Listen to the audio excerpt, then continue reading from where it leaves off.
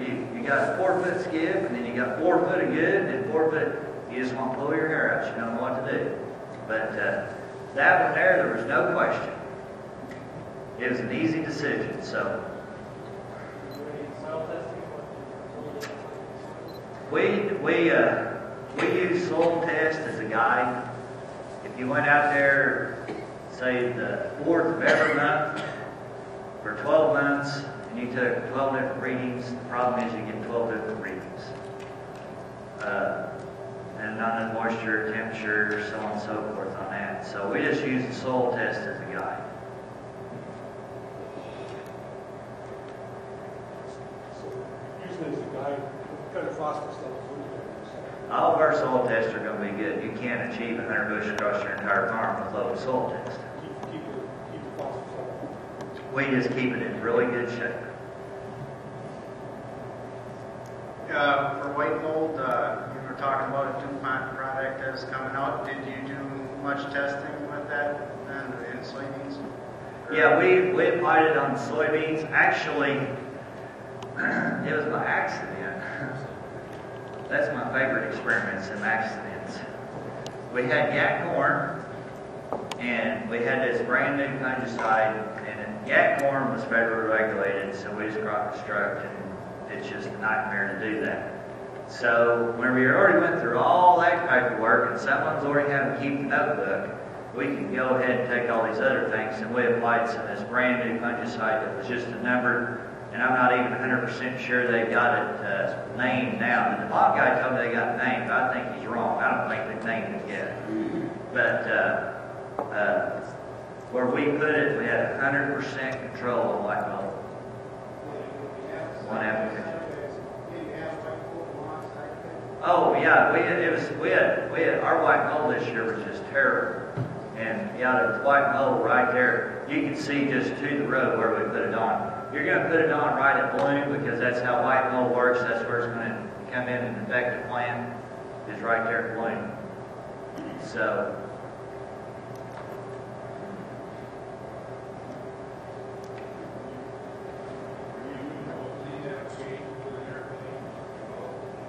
are we doing what with an airplane? Your applications to your fungicide. With an airplane? Yeah. And see, that's another thing I'm more fortunate. We're not really heavily populated. Right. We don't have Detroit we're going to worry about farming the middle of.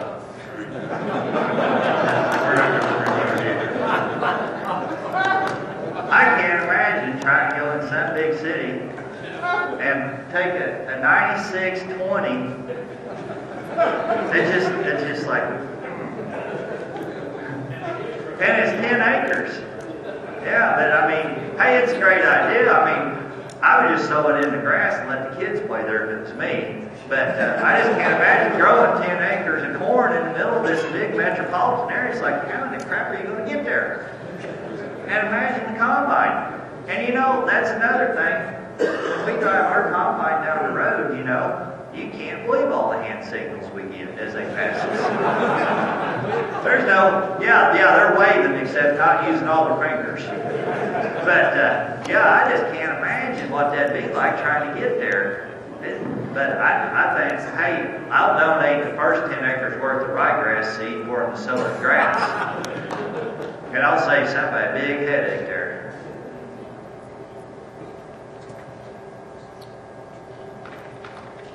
How do you keep your corn green all growing season? You haven't dried out before so much. Well, we're just keeping it healthy. You know, it's kind of like if you take a 70-year-old guy that has been exercising all his life, you know he's in pretty good shape.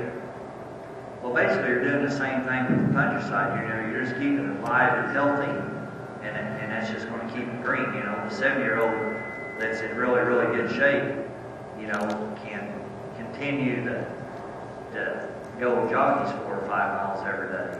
So basically, that's what we're doing with the fungicides. We're just keeping it. We're prolonging its life.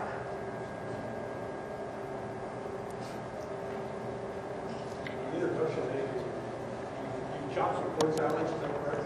Yeah, we have about 9,000 total acres of corn, actually. So what kind of yield you getting on your corn salad? Well, not that great, because I'll tell you what. We'll average, we're going to come in there Where we're growing corn silage at is these cow pastures that really should stay in cow pastures. And you're probably looking at 4 inches of topsoil, but we have a lot of cattle. And the nice thing about this is we can convert these pastures over to impact-free fescue or better grass. So we'll take those out of production for a couple, 3 years out of grass and then go back to grass. And remember, 4 inch topsoil, say 5% slope, real rocky, and that's where that gets to go to the old silage. And it's going to make 15 to 25 ton depending on how much it rains. Really depending on the moisture on that. So what if you could go and you don't need the silage? Now we want under our pivots, we like our pivots to average 280 bushels, and I just hate it. And I'm in a corn deficit area, so we're always positive basis on corn because of all the poultry manure, or all the poultry down there. So it just screams to us. I hate growing soybeans. They're boring. I love growing corn. It's fascinating. And, I haul corn 7 miles down. Well, I'll give you a good example here. There's no less than 40 mills within 50 miles of me, and each mill would grind 30 to 50 loads of corn a day. So, the market just screams at me, grow corn. Soybeans, I got to haul 120 miles to Tulsa and be a negative basis, so it's like this no-brainer. It's like, man, you can grow corn. And I love growing corn. So, I really don't like growing soybeans. So how many years do you grow corn? We got some 8-10 year corn on corns. I'm not quite as lucky as like they are in Illinois. I can't figure out why they grow any soybeans in Illinois. From St. Louis north, if I owned all that, it'd be corn wall to wall.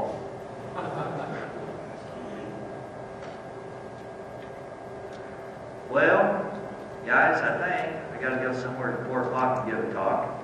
But next week, if it's cold, just think, Kip's where it's 90-some degrees. Thank you very much. I can say Michigan on it. Yep. Hey, that'll be all right, but at least it's the right colors. Maybe the Missouri guys won't give me too hard a time.